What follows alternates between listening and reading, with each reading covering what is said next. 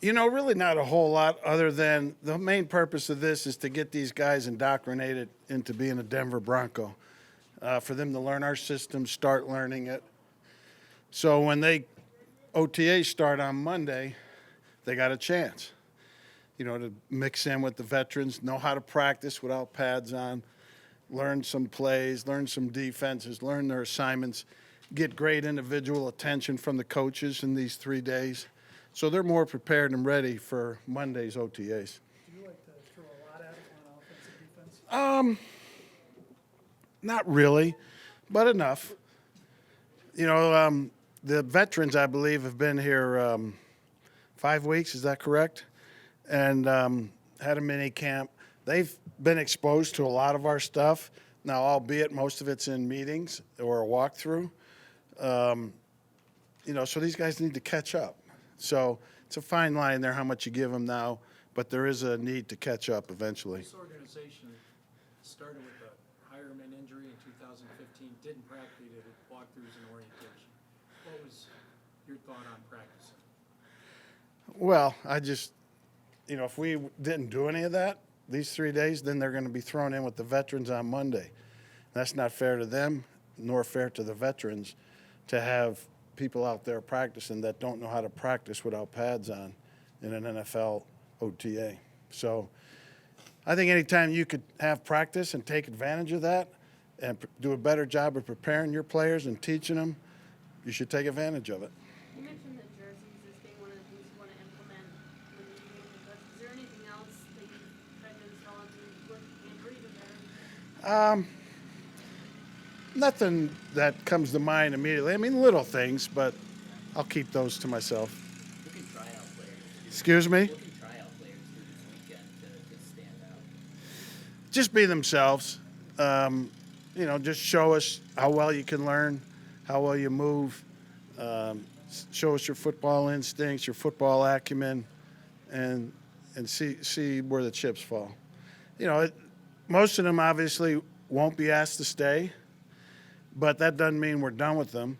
I can remember tryout guys that we kind of liked but didn't have a spot for them, and then we brought them back a month later by the start of training camp and mixed them in. So they're against heavy odds, but everywhere I've been, a couple of them end up going to camp with you. Your first time you put your own eyes on Drew Lock, and any impressions? Nothing great one way or the other. He's learning out here. So I try not to make any big value judgments here early. What else can you do for these guys to just let them know about the size, the speed, the technique that they're going to go against in NFL talent, and to get them as ready as possible, other than just having them see it?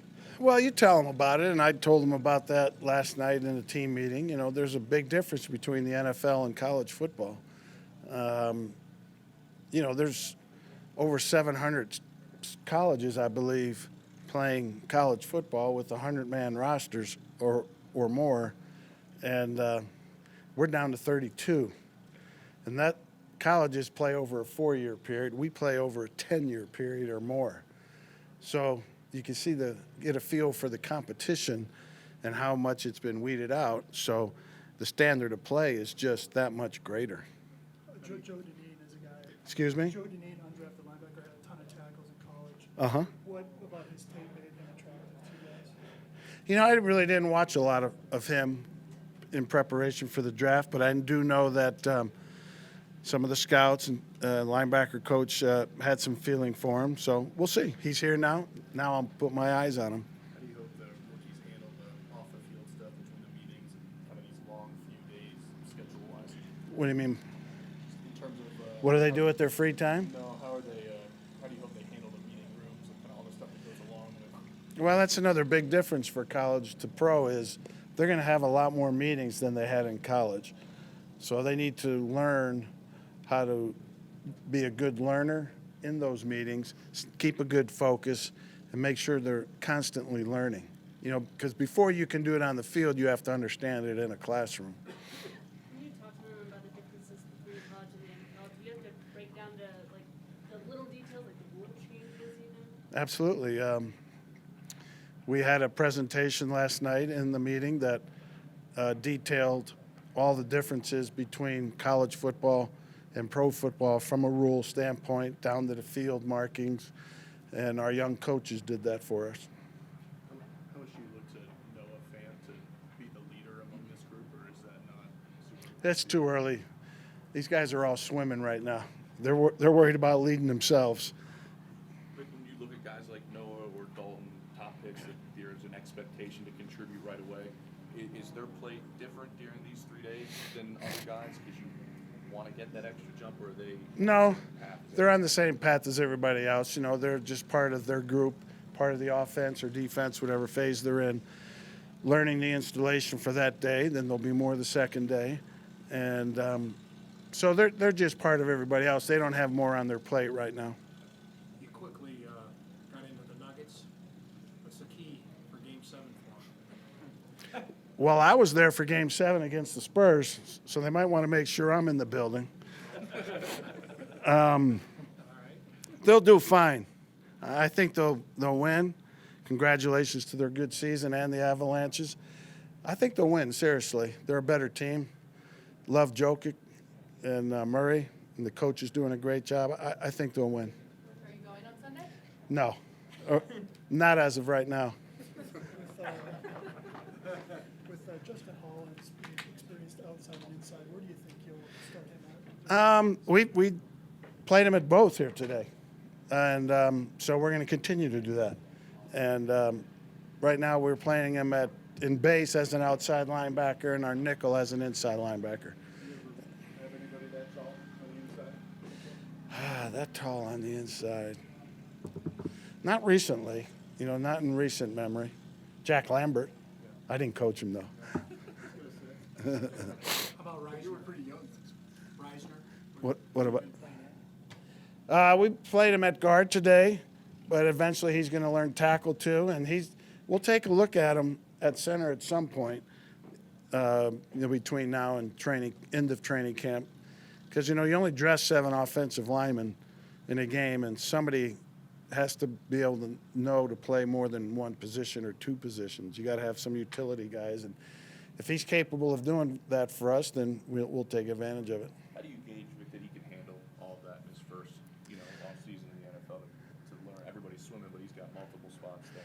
Well, I think he can. He did it in college. He played guard, primarily tackle the last couple of years, but he's played guard before and even center. So I think he's capable. And the offensive linemen, work together as one.